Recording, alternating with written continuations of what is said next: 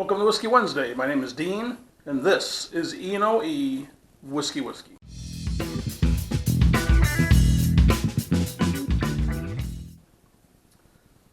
Welcome, and today we're going to be tasting for you a new whiskey.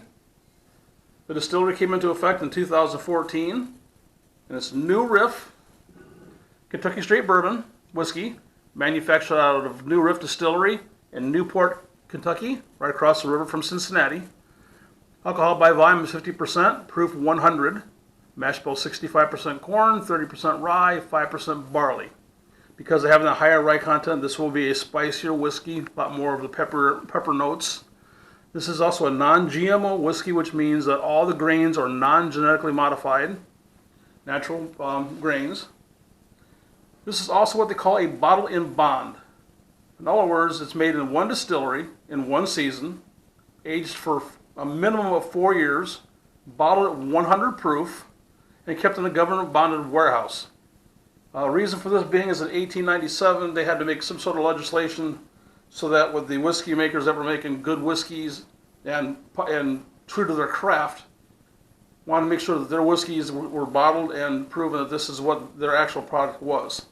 There was a lot of people that were making a bunch of grain alcohols in a hurry, and rectifiers were bottling it as fast as they could, and they'd add things to it like tobacco spit, believe that one or not, but tobacco spit, turpentine, colorations, molasses in order to get color and some flavor, and then bottling it and calling it whiskey. Well, the true distillers wanted to make sure that their product was getting out there, so they went ahead and sued to have the Bottle and Bond Act enacted, so that way it was guaranteed when you got this bottle that it was 100 proof, had to be bottled at 100 proof, and you knew exactly who bottled it and when it was taken care of. It even says right on the label. This one was distilled in 2014 and was bottled in the fall of 2018. So you know for at least 4 years, for fact, this is in a government-bonded warehouse under lock and key, where nobody could touch it, nobody could tamper with it. When it went into the bottle at 100 proof, it was guaranteed to be a 100 proof whiskey.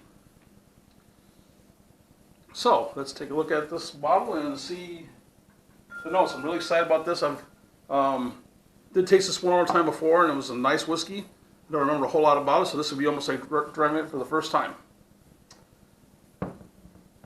Let's see what we got here.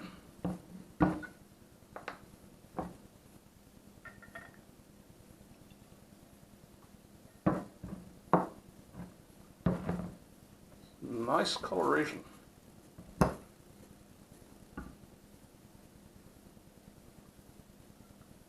Nice dark amber. Very pretty whiskey.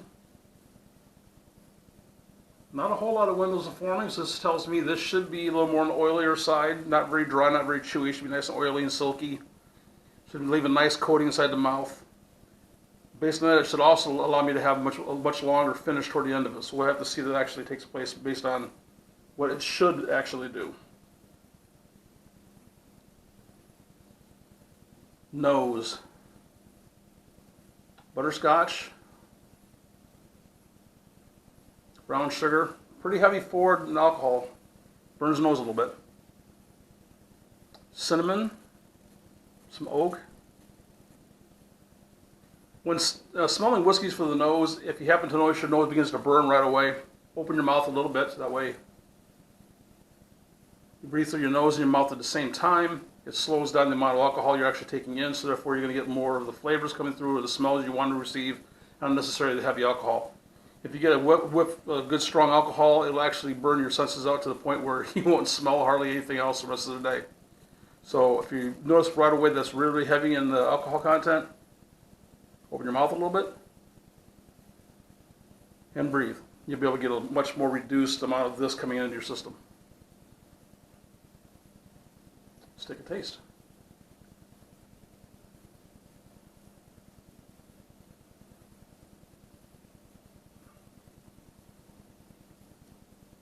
Definitely got some spice there because of the rye. Nice, so cinnamon, some caramel, some spices, some vanilla there toward the end. A little bit of a citrus.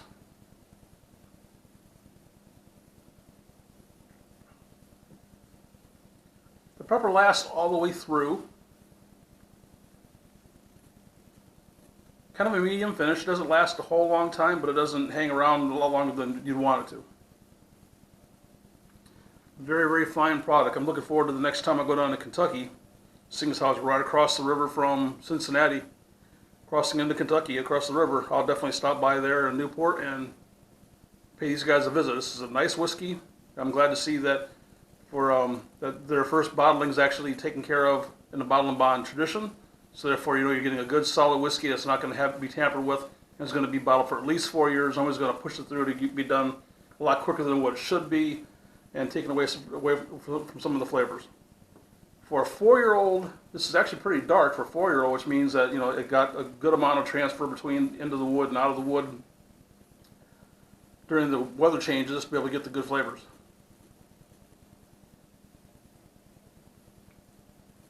Very fine product. If you like what we do here on E&OE, please hit the like and subscribe button at the bottom of this page. I'd really love to hear from you. Also, leave any sort of comments, good, bad, or indifferent. I'd love to hear from you. Also, on Wednesdays, we post on Instagram, on our Instagram page, what we're going to be tasting that day. So please come and check those out too, our pictures there, like those. And we'd really appreciate it. Love to hear from you. Again, no matter what sort of whiskey you like, no matter how you like to drink it, that happens to be the best whiskey for you. So, with that being said, my name is Dean, and cheers.